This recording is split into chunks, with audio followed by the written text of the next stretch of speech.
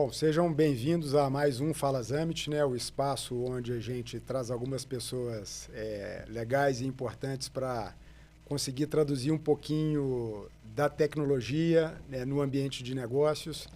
E hoje a gente tem o prazer de receber aqui o Antônio Minier, que é um pernambucano, já quase mineiro, Isso aí. torcedor do Santa Cruz e que milita já há muito tempo nessa seara de tecnologia, inovação, transformação digital em várias áreas, né? A Minier tem uma carreira extensa já em diversas indústrias, né? Trabalhamos juntos, né? Eu fui fornecedor na época de Ferros, que foi uma startup em mineração, né? Hoje é parte da Vale, mas tem uma experiência rica também em outras indústrias, né? Sempre atrelando indústrias e serviços, e hoje militando na PIF-PAF, também nessa pegada de transformação digital. E bem-vindo, obrigado pela sua presença aqui, e vamos para o papo. Bom demais. Prazer, gente, estar com vocês hoje aqui. Agradecer, Érico, pelo convite, tá? Parabéns pela iniciativa, né? Realmente valiosa, né, para esse segmento nosso e para isso tudo que a gente está vivendo no mundo hoje, né? Me apresentar brevemente, você já falou aí, né? Um pernambucano, mas que mora em BH, tem 17 anos, casei com a mineira, com a Delva. Sou pai de 3 startups, que são os meus 3 filhos. É o meu propósito maior. Brinco que sou líder do Transformers, meu time, seja no trabalho, na igreja, etc. Mas o mais importante, gosto de dizer que sou embaixador do Reino de Deus. Essa é a minha principal missão. Legal. E para a gente começar e aquecer isso aí, para você, Mineiro, o que a gente pode dizer, o que é inovação? Pergunta boa, né? Eu vou ter que parafrasear um pernambucano, né, amigo meu, foi meu professor, o Silvio Meira, que ele gosta de dizer que inovação é a emissão de nota fiscal. É a capacidade das empresas em continuar emitindo nota fiscal, em aumentar a possibilidade de emitir nota fiscal, de emitir novas notas fiscais em novos segmentos, em novas oportunidades de negócio. Gosto muito desse conceito. Um conceito interessante mesmo, e no fim, grande parte da inovação é para isso, né? Para criar novos fluxos de receita gerar resultado. E produzir resultados, sem dúvida. E aí, para isso, assim, a gente não dá para falar de inovação sem falar do papel da tecnologia, né? E já há alguns anos a gente vê a tecnologia ganhando importância nas empresas, né? Deixando de ser uma área, primeiro, ligada à área financeira, né? Geralmente o CIO era ligado ao CFO, hoje ele já deve responder normalmente ao CEO da empresa, ele passa a ser um ator importante, não só coadjuvante, mas protagonista na condução da inovação, né? A transformação digital, ela torna os canais digitais, sejam para atrair novos consumidores, né? Para emitir mais notas fiscais, mas também no relacionamento, na cadeia do negócio, né? Também para fornecedores, parceiros. Então, como é que você vê o papel da tecnologia hoje em dia nesse aspecto da inovação? Bacana. Eu tenho até um gráfico, um slide, né, que mostra isso. É uma matriz, basicamente uma relação entre qual é o resultado da TI que você quer versus a estratégia, o envolvimento da TI na estratégia da empresa. Então, né, eu tenho aqui uma matriz onde, se o envolvimento da TI é execução da estratégia, eles não participaram disso, você vai ter uma TI que eu chamo Run the Business. Você vai manter a luz acesa. Ou seja, você vai desdobrar a sua estratégia de TI baseado na estratégia da empresa e vai... Estratégia da empresa, a TI não participou dela, você vai manter, executar aquilo que foi definido por um grupo de pessoas. E a TI não participou disso. Só que se você coloca a TI para participar, né, desse desenho da estratégia, né, fazer parte dos objetivos, né, muito comum isso acontecer. Ainda não é nem o desenho, são os objetivos. Você pode ter uma TI ali que eu chamo de Growth the Business. Ela tem a capacidade de aumentar, gerar crescimento e etc. O problema é que a TI que a gente quer, que a gente acredita, que o mundo oferece para a gente hoje, tem muita empresa capturando isso, é uma TI que transforma the business. E essa TI que transforma o negócio, ela precisa estar participando do desenho da estratégia. O que é muito comum. Você vai fazer um planejamento estratégico, participa o comercial, a operação, o financeiro, o marketing, o S&OP e etc. E a tecnologia? Então, uma mensagem que vai aqui, né, para os empresários, CEOs e etc. Nessa matriz, onde que está o envolvimento da sua área de tecnologia?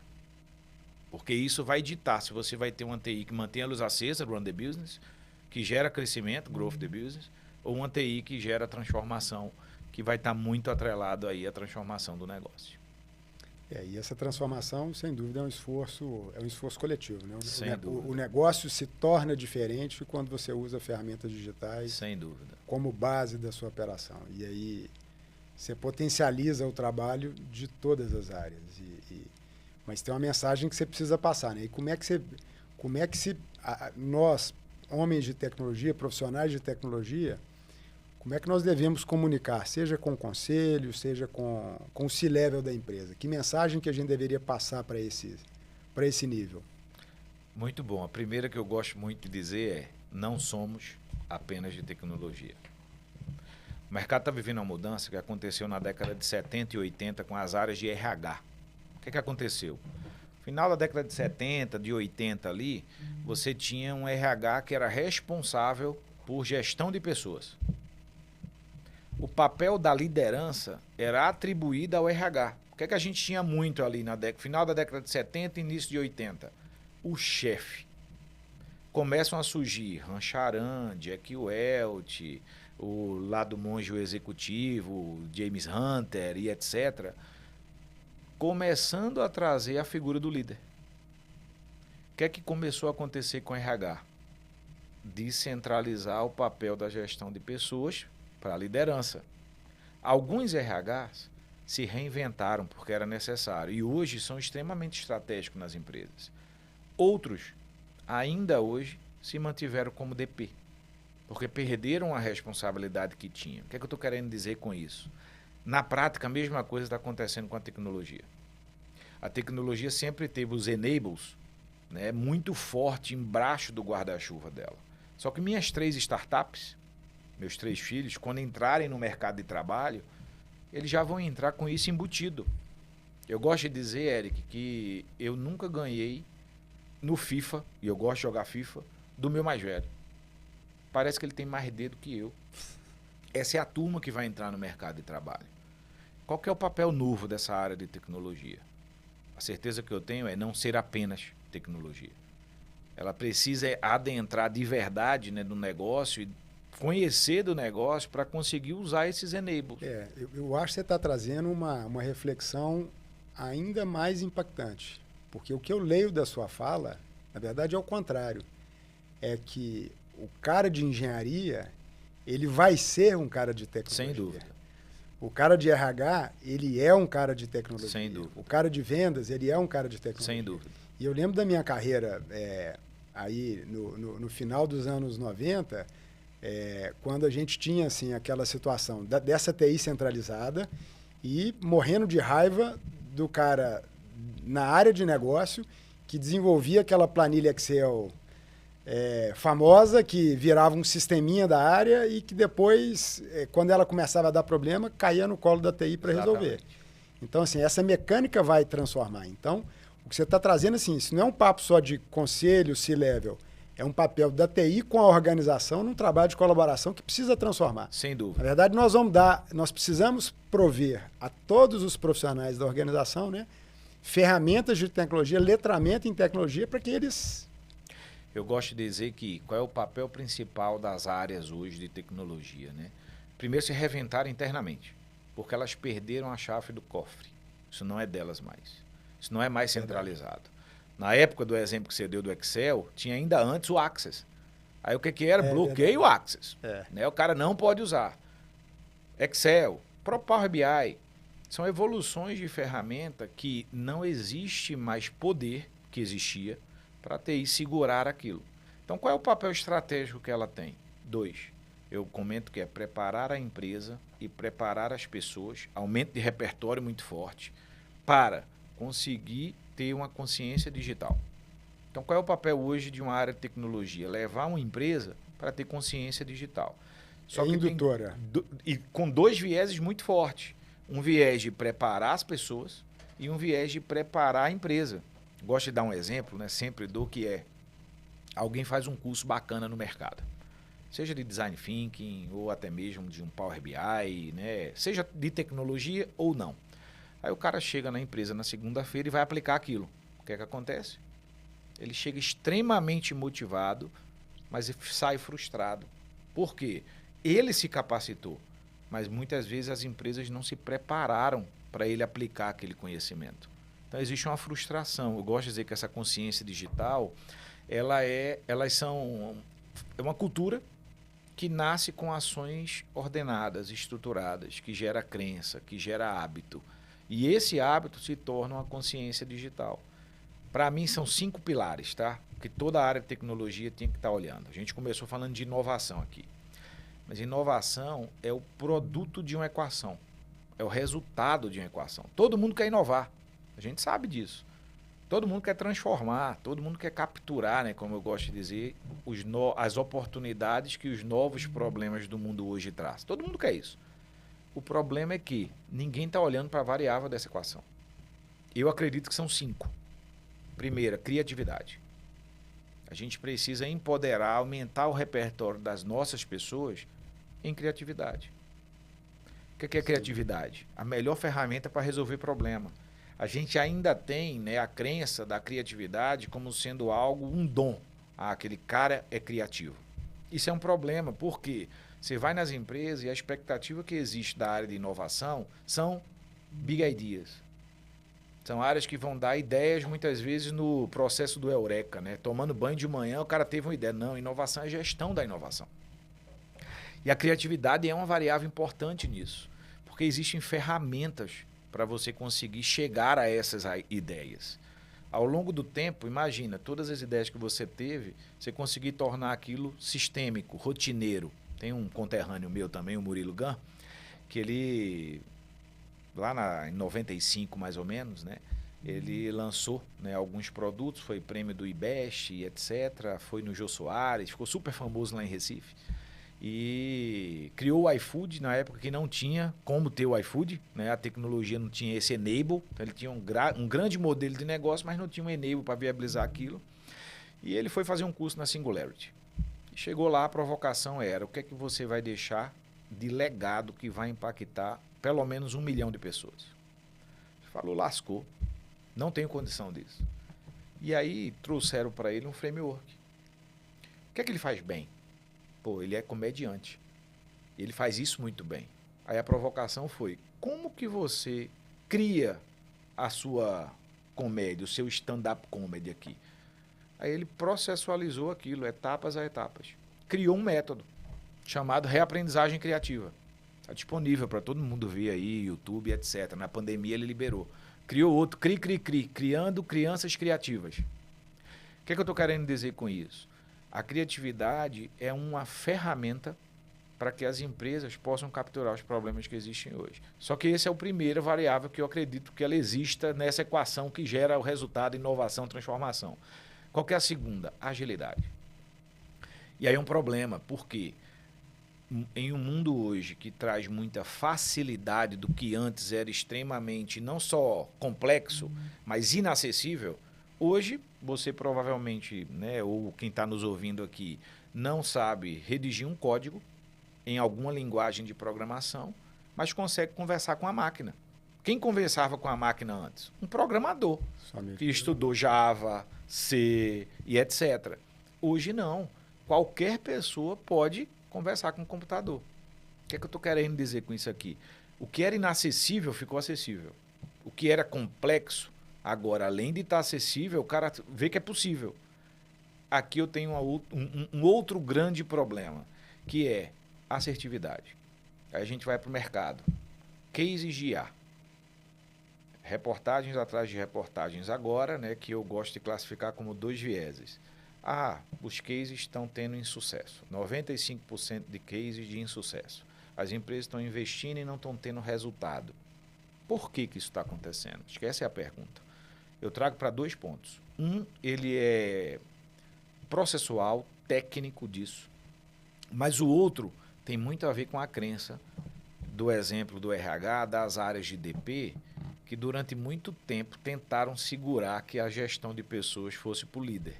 Então tem muita gente nas áreas de tecnologia olhando para a IA e dizendo isso não vai dar certo. Ou melhor, até torcendo, isso não vai dar certo. Esse é um viés. Não vou entrar aqui porque vai variar aí, cabe a reflexão, né, da postura de cada um diante disso. Mas quando eu vou para o outro lado, também o Silvio Meira ele gosta de dizer que toda e qualquer transformação deveria começar pela borda e não pelo core. Quando você pega cases de IA aplicado, ou que compõem esses números de 95% de insucesso, são cases que foram tentados ser aplicados no core. Isso não vai dar certo. Por quê? Porque o core exige uma acurácia enorme. E a tecnologia é uma ciência, né? A IA é uma ciência, ela está evoluindo nisso. Vai dar certo, muito em breve. Esse é o ponto. Mas também tem como dar certo já agora naquilo que está na borda. Então você precisa olhar para onde que eu aplico isso aqui. E tem muito fornecedor hoje no mercado ainda que não sabe fazer isso. O cara continua lá com um técnico que consegue fazer, né, o bit byte da coisa, usar a ciência, etc. Mas ele não tem, por exemplo, uma metodologia que direcione ele para o melhor caso de uso, para a melhor aplicabilidade da IA. Para onde eu vou ter uma acurácia de 90% e isso não vai impactar o processo e eu vou conseguir ter um retorno do investimento que está tendo. Então essa é um pouquinho da mudança que está acontecendo nesse pilar que eu chamo de agilidade. É pensar de forma efetiva. Fazer a coisa certa, da forma certa, na hora certa. Terceiro pilar, complexidade. Processo. Os processos mudaram. Como é que era antes? Tudo sequencial. Os meus filhos, as minhas startups, a mentalidade deles é dinâmica. É tudo ao mesmo tempo. Está acontecendo ao mesmo tempo. Como é que é o workflow de uma empresa, né? De pagamento, de contratação? Primeiro cria, depois aprova, aí vai para o mercado, aí faz uma triagem, entrevista. Você tem uma etapas a serem seguidas. E muito bem definidas, né? Muito bem definidas. E quase que interdependentes uma da outra do ponto de vista de responsabilidade. Quem está fazendo uma não está preocupado com a anterior. Mas o cara que está pedindo, ele vai esperar aquele fluxo inteiro. Essa é a provocação. Como que a gente vai adequar os nossos processos para serem dinâmicos? Dá um exemplo, né? Você citou a Ferros aí.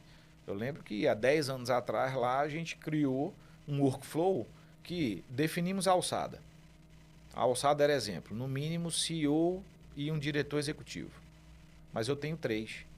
Eu gerava a pendência para os 3 automaticamente. Eles poderiam aprovar ao mesmo tempo. Não era sequenciado. Isso é um exemplo de como que a gente pode olhar com essa provocação, né? E o processo é pilar nisso. Eu gosto de dizer que a turma fala que não tem IA sem dados. Eu gosto de dizer que não tem dados sem processo. E não tem processo sem pessoas. Porque elas são guardiãs do processo. Então, na prática, aí agora a gente entra num adu das empresas. Você que está assistindo aí, qual que é o principal projeto que você tem hoje que envolva processo? As empresas cresceram desordenadamente, porque isso nunca foi uma ótica, um olhar prioritário. Então, quem hoje tem um processo otimizado, padronizado? Pouca gente. E quando você olha para isso com a necessidade de tornar esse processo dinâmico ao mesmo tempo, como que eu faço isso se nem ele padronizado eu tenho, otimizado eu tenho? É um desafio. Mas, ao mesmo tempo, né, assim como tudo nesse mundo hoje, atual, traz uma oportunidade. Empresas que estão olhando para processo, sem dúvida, vão beber muito mais rápido e muito mais profundo dessa fonte, dessa água nova que a IA e etc. está trazendo. Então, é terceiro pilar. E aí eu tenho 2 finais, esses são técnicos. Tecnologia. Eu preciso empoderar as áreas. Eu preciso empoderar as pessoas. No nosso caso, 8 mil colaboradores, como é que eu empodero eles? A exemplo, um cara lá da ponta está fazendo programação em Arduino. Não é low code apenas que eu estou dizendo aqui. Aí a gente gera um problema, porque as áreas de tecnologia elas se especializaram muito em conseguir criar governanças de infra, de cyber, de plano de contingência, mas governança de negócio não é a especialidade. Então é um gap que existe, mas também é uma oportunidade, porque agora a gente precisa ter uma governança de IA. E qual é a regra padrão que a gente vai? Não pode, não pode, Não pode. Essa é a única ferramenta que existe na mesa hoje. Tem que aumentar esse repertório. Por quê? Não adianta mais o não pode. Essa ferramenta ficou fraca, ela não existe mais. Então, como que eu vou trazer uma governança para IA? Quem está preocupado em garantir que os códigos gerados, os prompts, que aquilo é um ativo. Você comentou do cara mexendo no Excel. Esse cara mexendo no Excel antes, aquele Excel era um produto que ele gerava. Tinha ali um capital intelectual investido. Hoje isso é um prompt que alguma área está criando. Às vezes é um agente que uma área criou, que um usuário criou. E esse cara vai embora e quem vai cuidar agora daquele agente? Se ele levar o prompt, propriedade intelectual mudou de lugar. Quem está capturando isso? Quem está mantendo governança? Então é uma nova governança. Né? A governança de dados também é uma nova governança. Então são gaps de oportunidades. E por fim, cognição. A gente precisa estimular pensamento crítico.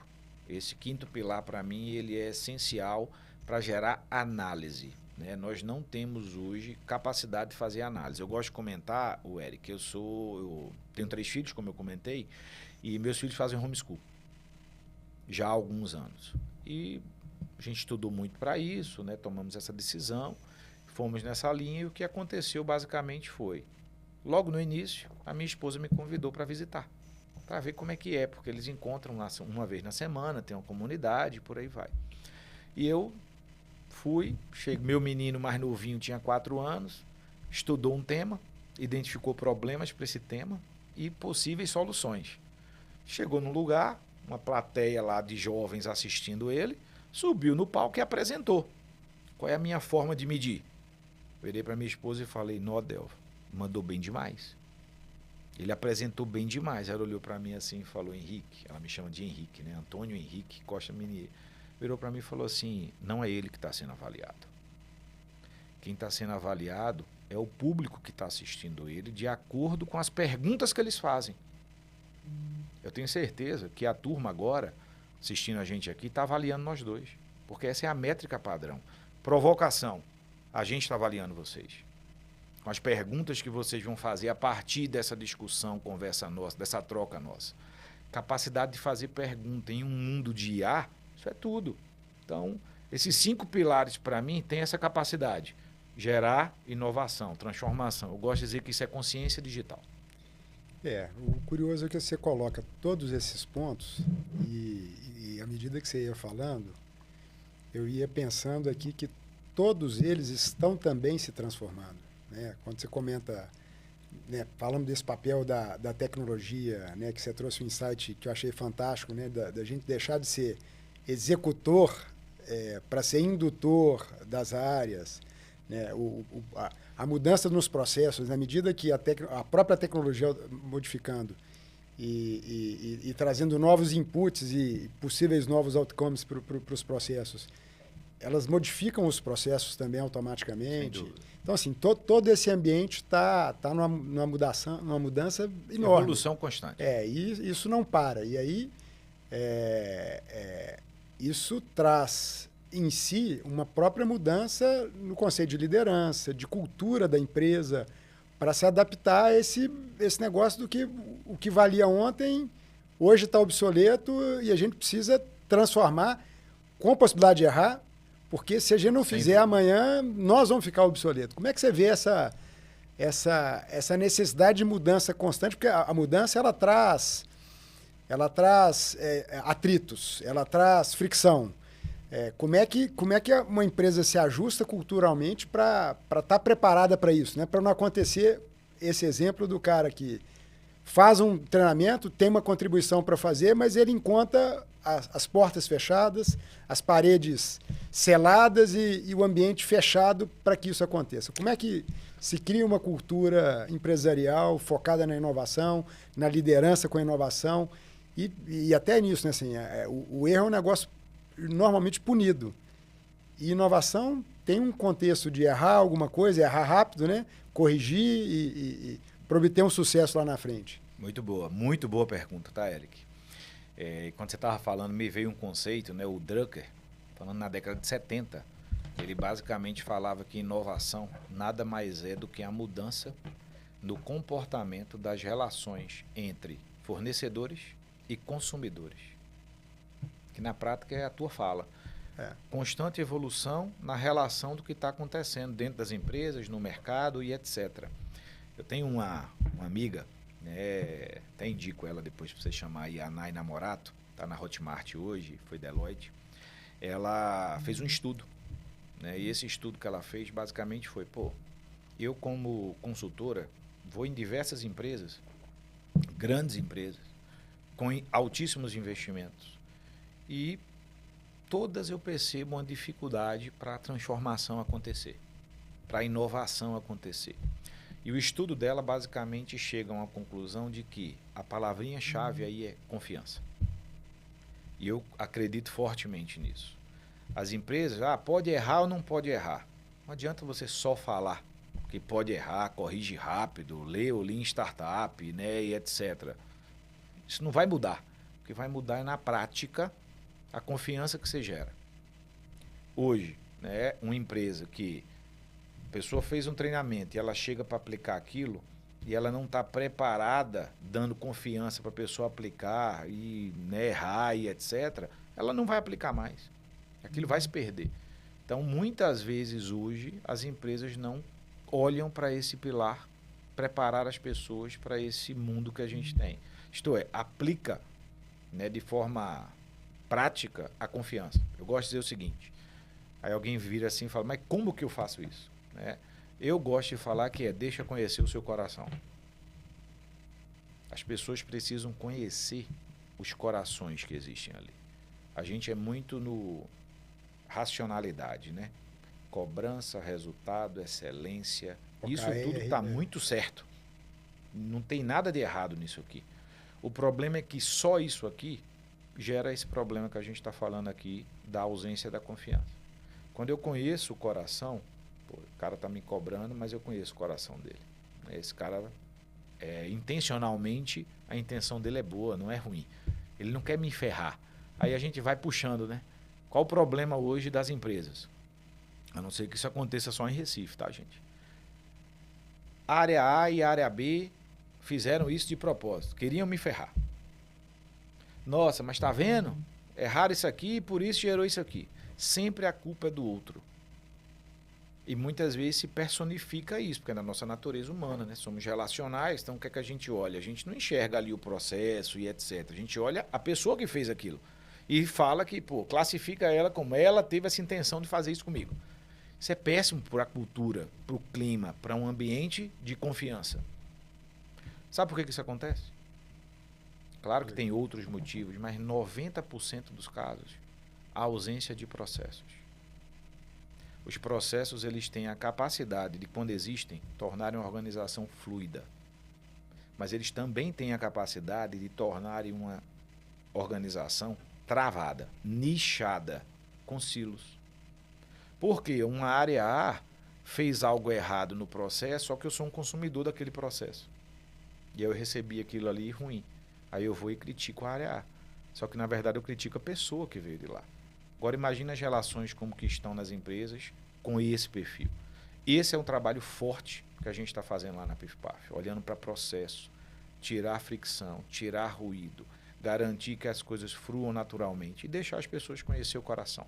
A gente acredita muito nisso, porque isso gera um ambiente de confiança e isso vai dar a possibilidade de fazer tudo que tem que ser feito. Excelente reflexão. Acho que a dificuldade é como criar esse ambiente de confiança. Porque as pessoas tendem a se proteger. Né? Eu não errei, o erro veio de outro, eu recebi assim, não cumpri esse prazo por isso.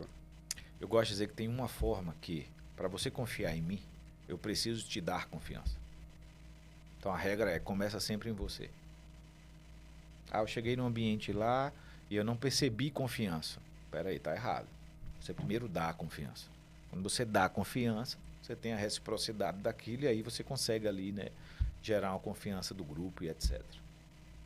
É um desafio. Você tem que aceitar o grupo para depois ser aceito. Eu gosto de comentar, né, indo na linha, né, bíblica. Jesus tinha quantos apóstolos? 12 apóstolos? 12, não é? Só que tinham 3 que a Bíblia fala que eram mais chegados a ele. Sabe qual é o padrão? Mentalidade padrão humana. Jesus escolheu aqueles 3. A mentalidade provocativa aqui é: aqueles 3 escolheram Jesus. Os 12 tinham relacionamento com ele. Estavam próximos a ele. Comia com ele, andava com ele. Mas, nosso natural, Jesus escolheu 3. Não, a reflexão é: aqueles 3 escolheram estar mais próximo dele. Aí vem a pergunta, né? Quem a gente está escolhendo estar mais próximo? Quais são as áreas nas empresas que a gente está escolhendo estar mais próximo? Porque às vezes a gente olha e fala: olha, é um grupinho. Aquele grupinho está junto. Será que é porque aquele grupinho está junto mesmo e o chefe escolheu aquilo ali, ou eles escolheram o chefe? É outro ponto de reflexão aí. Na verdade, ambos fizeram isso, né? Ambos se escolheram. São 2 vias. Exato, é isso aí. Concordo plenamente. Bom, e o que você imagina, o que vem para o mundo agora? O que você acha, como é que vai ser essa tendência nova de inovação? Como é que você vê esse futuro das suas startups? Como é que vai ser o mundo que os nossos filhos vão... Tenho recebido essa pergunta, né, constantemente, tá, Eric? Em 2014 eu fiz o Executivo MBA da Dom Cabral, né? A minha conclusão de curso foi futurismo. E foi inclusive daí que surgiu, né, esse meu questionamento de, aonde que as minhas startups vão estudar? E aí acabei indo para o homeschool, né, e etc. E é difícil hoje, né, a gente, quando olha, por exemplo, para uma formação. Qual forma? Muita gente me procura: menino, qual que é a formação que meu filho tinha que fazer? Meu pergunta devolutiva, né, para eles de provocação é: eles vão fazer? Eu estou mais preocupado hoje, não é com a formação. De novo, isso é o padrão. É a forma que a gente foi, linha de produção criado, né?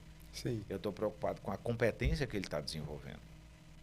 Ele está sendo estimulado a fazer pergunta, ele está sendo estimulado a ter pensamento crítico, olhar por óticas diferentes, na conversa em casa. Agora vamos trazer para o trabalho. As pessoas estão sendo estimuladas a isso, porque o processo é o mesmo, é novo para os 2 lados. A diferença é que eles já nasceram com isso embutido. Lembra do dedo a mais no videogame? E a turma na empresa não tem isso ainda. A gente vai ter que desenvolver, vai ter que acoplar, né, esse dedo a mais ali. Então, acho que passa por uma mudança... E é uma geração também que vem com uma cultura completamente diferente. Desafiando tudo isso. Todo modelo que existia, em teoria, eu não vou dizer que não serve mais, mas eu vou dizer que ele precisa se adaptar. E aí é o problema. As gerações que estão chegando hoje no mercado de trabalho, eu gosto de dizer, esquece X, Y, Z, Baby Boomers e etc. Eu gosto de dizer que a gente tem aqueles que não estavam no mercado de trabalho com o advento da tecnologia, geralmente aí pais, avós, a gente que entrou quando estava começando, e a gente é bom. A gente tem que colocar isso na mesa, que a gente conseguiu se adaptar. Só que tem os minhas startups, ou até mesmo quem já está hoje aí de 20 e poucos anos, que já nasceu com isso. A gente não sabe medir essa turma que está chegando. E muitas vezes é mais fácil dizer que eles são incapazes, eles têm deficiência. Não, a ótica é outra, a medição mudou. É mais fácil dizer: ainda não sei medir, vamos encontrar uma forma de medir?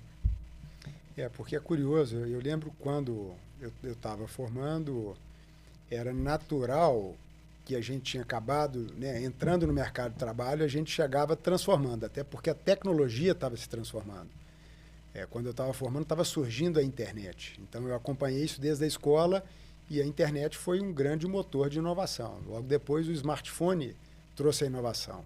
Agora, a IA está trazendo essa inovação. E hoje eu percebo algumas organizações, e lá a gente, às vezes, encontra demandas de clientes pedindo perfis específicos de profissionais, né, algumas competências que nós vamos encontrar em pessoas que começaram a escola, se frustraram nesse processo de formação formal, né, de educação formal, e preferiram adquirir aquelas competências e aplicá-las instantaneamente, e esses são profissionais valorizadíssimos. Mas como é que essa pessoa continua essa constante construção de aumentar essa capacidade de absorver novas habilidades, novos conhecimentos? Então, que era muito comum para a geração, né, mais à frente da nossa, né, os mais velhos. Você estudou, formou. Acabou ali. Exato. Muitos nem tiveram isso. Né? Mas para os filhos, o que é que eles investiram? Meu filho, você tem que estudar e formar. A gente é fruto disso. Exato. Para a gente é como se o estudo tivesse um deadline. Formei lá na faculdade, beleza, aqui do ponto de vista de estudo acabou. Essa geração Check, nova né? Eles não têm esse check. não né? tem esse check. Ele está eternamente em aberto. É o aprender e reaprender, né? Que hoje o mercado está trazendo muito forte. Mas eu acho que tem um princípio por trás aí, que é o entendimento de que a gente tem que buscar. A gente tem que correr atrás. E aí é um problema. Ou seja, o desenvolvimento ele é muito baseado Depende no da autodesenvolvimento. Depende da gente. E quando a gente vai para a facilidade que hoje, né, aí atrás e etc., a gente pode estar perdendo muito isso.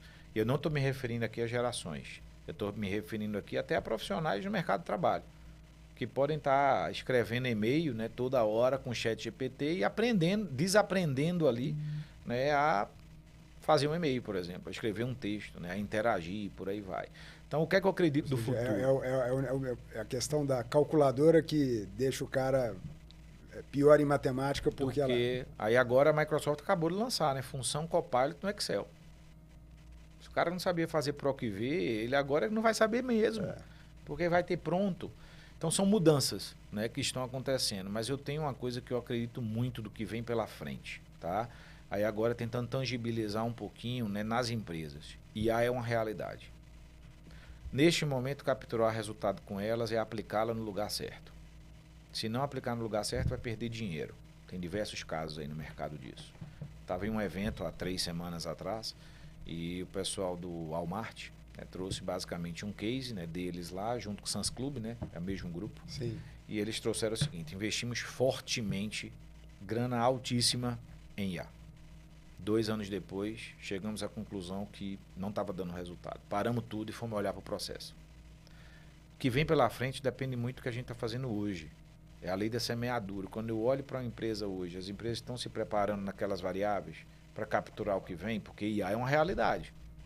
O que vai surgir disso? Novos negócios. Você vai começar a perceber empresas de alimento se tornando empresas digitais.